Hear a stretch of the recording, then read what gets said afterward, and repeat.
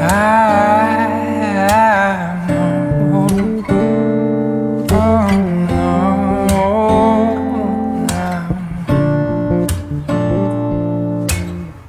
left to rise, buzz like crazy. Everybody's trying to stimulate it. Spiders in the mirror and feel this can't be right. Back to the scene of a Friday night, to a blessed collision still frozen tight. Spear drinkers, Cupid and the sound of her first chime. And why did you argue? I put on this he's such a freak. I put on this lip gloss. Will you quit? That is like a lip plumping lip gloss and it smells minty. And he loves it. Okay, you have to get down. Yes, I know you like it. Get down. I've been attacked. Anyway, good morning. Good afternoon. It's actually noon. Well, almost noon. It's almost noon by the time I'm filming this. But happy day 4 of the Paranormal Romance Readathon.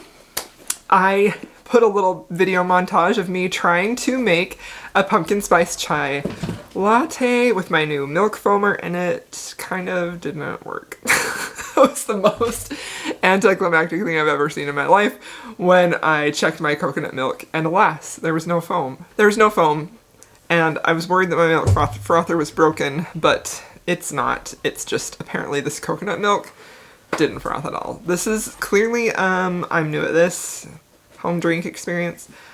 I may have bought the frother specifically for drinks to make in this video. I did do that.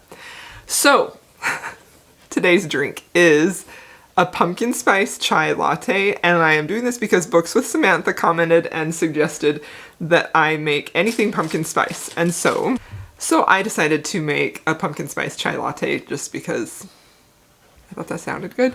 So this is just my herbal tea, the dragon red chai, and pumpkin spice syrup, vanilla syrup, because I got some with, and then I tried to make that really strong, and then I heated up some coconut milk because I am allergic to dairy, and it did not froth at all, as you saw, but let's see if it tastes good.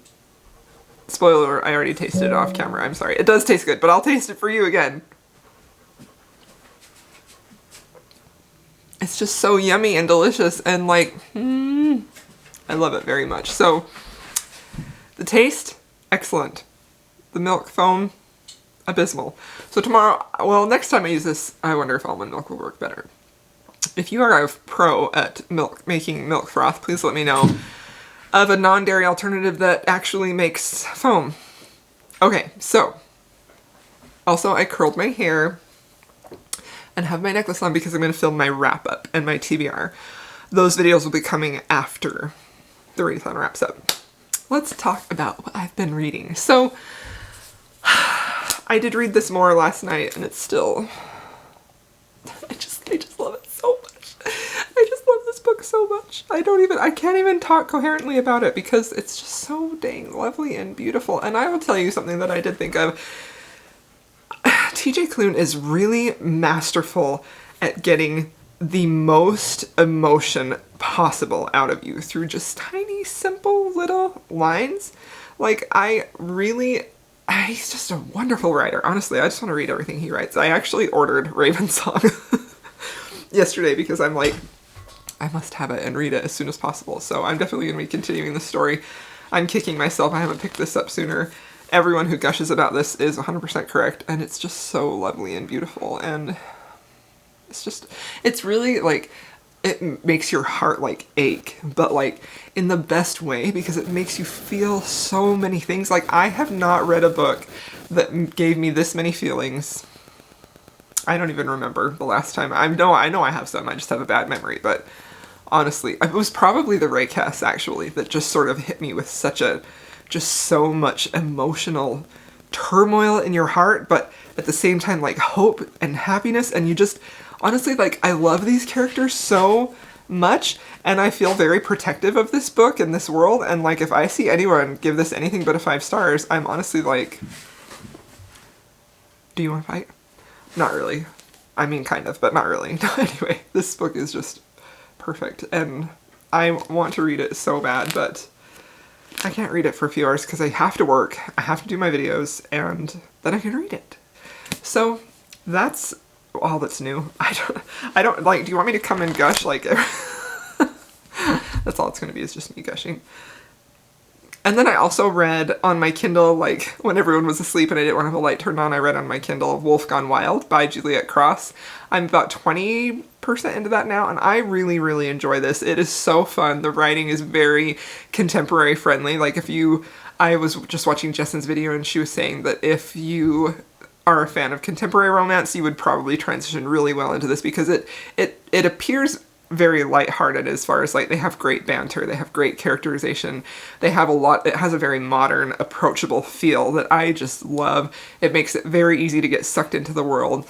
It's so fun and enjoyable, and I really am loving it very much. Also, I really like Evie's character. She is so cute and funny. Like, she's kind of like a comic book nerd. She loves going to the comic book store. I just read a scene where she took Mateo to the comic book store, and it was freaking adorable watching her gush over comic books, because I love comics too, especially like DC and Marvel. But anyway, also, there was a Raylo mention, and I'm here for that. So it's very good. So that is what is happening on my reading. I don't have a current... Actually, I do. So this isn't going to fill any of my leftover prompts, but because it's still the Paranormal Romance Readathon, I got this audiobook because my group buddy read are starting this week, so I'm very excited to listen to this. I'll be listening to this today. And yeah, so that's what's happening for today. I don't know that I'll have a lot to update you about because I don't have a whole day to just read, but I will check in with you when I have more feelings to share. Well, I just filmed my wrap-up video and my TBR video, and I'm like, I don't really know when to post those because, like, I'm daily vlogging and I don't know if I need to post 2 videos a day, you know what I mean? But anyways, that was fun. It's always good to... I always stress out about my wrap-ups because this month I read 20 books, so I feel like if I read much more, I need to do, like, mid-month wrap-ups, you know, because that took me forever. Anyway, I'm going to give you a little bookshelf tour, so hold on and I will show you. But first, I want to show you the aftermath of filming my video, like all the books that I have everywhere. Yep, those are the books that I read. Some of them, that's one stack. And then I also have, don't mind all my art stuff over there, my TBR jar, sneak peek at the books I pulled out of my TBR jar. Now we'll do a quick little bookshelf tour. So these are just my book of the month books. Oh shoot, I still have books pulled out. I hardly ever read these anymore. I'm really considering canceling my membership because I just don't read them much. And then this is my rainbow shelves. See, there's books in the back too. And let's see. I was gonna pick a favorite book from each one. I guess it would probably be Vicious on that shelf. I love Vicious so much. Probably 200 miles on that since March. And it goes into my blue and purple books. And then I have white-ish books or light-colored spines. Like, I know a lot of people organize their bookshelves by, like, in a better way, but I do it aesthetically because I want the spines to look pretty. These are mostly YA fantasy. All of these books I really like. I am tempted to go through and purge a few. Those are some YA, some adult, just dark spines.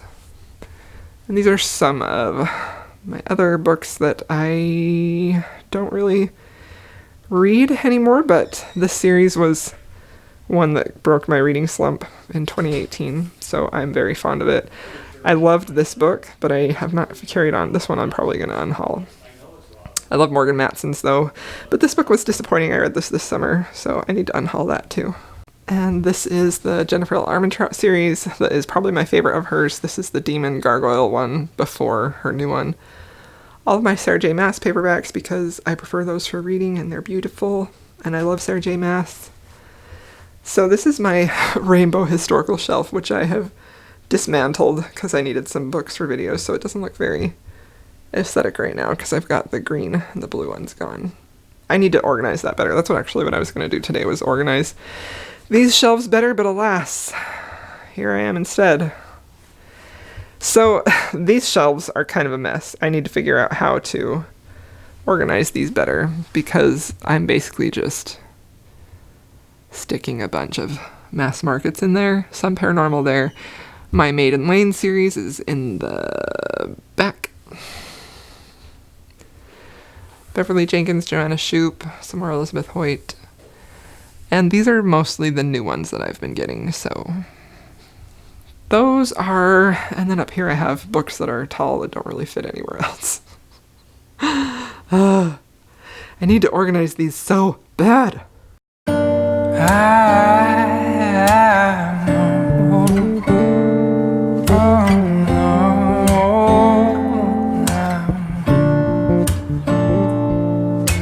Creepers left to rise, buzz like crazy. Everybody's trying to stimulate it. Spiders in the mirror and things can't be right. Back to the scene of a Friday night, to a blessed collision still frozen tight. Spear drinkers, Cupid and the sound of earthless chime. And why did you argue? We're dreaming of those eyes, the best part of my life. And when we make love, babe, don't make a sound, the clock won't turn around.